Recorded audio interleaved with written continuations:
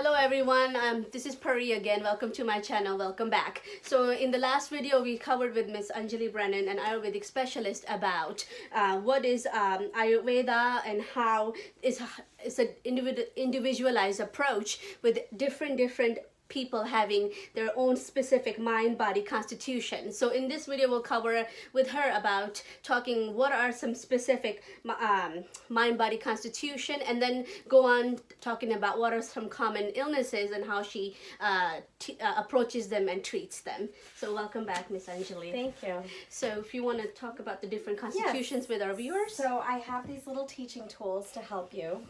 But there's basically 5 elements in Ayurveda. There's space, air, fire, water, and earth. And Ayurveda lumps these 5 elements into 3 categories, which we call doshas. So the first dosha is vata, which is space and air. The second dosha is pitta, which is fire and water. And the last one is kapha, which is water and earth. Mm-hmm. So the word dosha is a Sanskrit word that literally means fault, because whatever your strength is also your weakness. So in Ayurveda, when you know what your predominant dosha is, then you know what your strength is, but you also know what your weakness is, and then you help to tailor your lifestyle accordingly to prevent and reverse disease. So vata, so everybody has all 3. That's important to know. Everybody has all 3, vata, pitta, kapha, but the ratio of these doshas is what's unique in each individual. Some person may have most of pitta, least of vata, and secondary kapha, etc. And so the way that I do that is I'll put vata 3, pitta 2, kapha 1, and you know you have the most of vata, second of pitta, least of kapha. Mm-hmm. But we're just going to talk in general about the doshas right now. So vata is like my bunny here. They're very fast. They like to do things fast. They get excited about things very easily, and then when they get stressed, they go, ah, and they freak out. So their stress response is fear, panic, anxiety, okay? Pitta is like my frog here. So pitta, when they're content, they sit on their little lily pad in the water with the sun coming, so that's fire and water, and they're very content and warm and happy. But if they get out of balance and the sun starts to get really hot and they get heated up, they go into pitta mode, rage mode, and they get very hangry. If they don't eat their meals regularly, they get very irritable, and they go, and they turn into a sharp, biting sarcasm, and they get really angry. Okay, so that's pitta.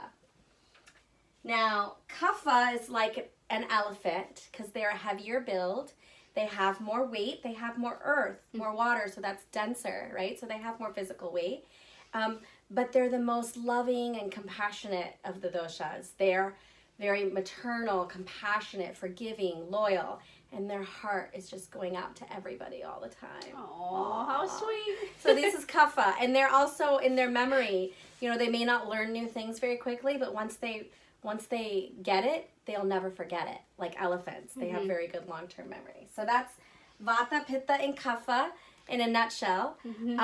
So essentially, a vata predominant person is going to be very creative and imaginative, and you know, they're like air. Air does not like to be confined, so they have a hard time having a regular routine. They may do something one day and do something different the next day in terms of what time they wake up, what time they eat lunch.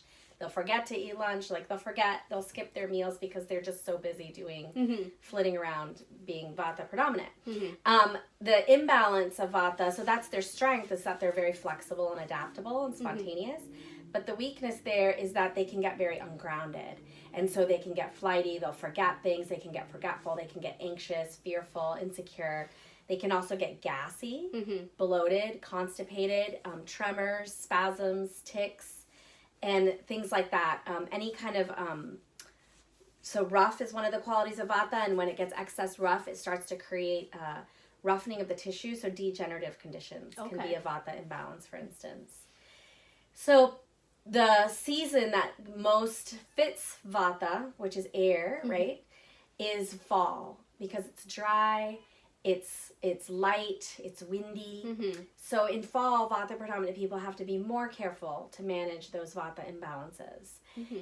Pitta is the middle one we just talked about. They're more heat prone, like I mentioned, and they are medium build, and they have a very sharp, like that fire is penetrating. So they can get right to the heart of the matter. They have good analytical ability and critical thinking skills. But that penetrating quality in excess turns into perforation of tissues and ulcers. It can be heartburn, acidity, inflammation, infection. These are all pitta imbalances. And then there's various things we do to cool that down. You know, foods. There's certain foods that are more cooling, herbs and things like that. Okay.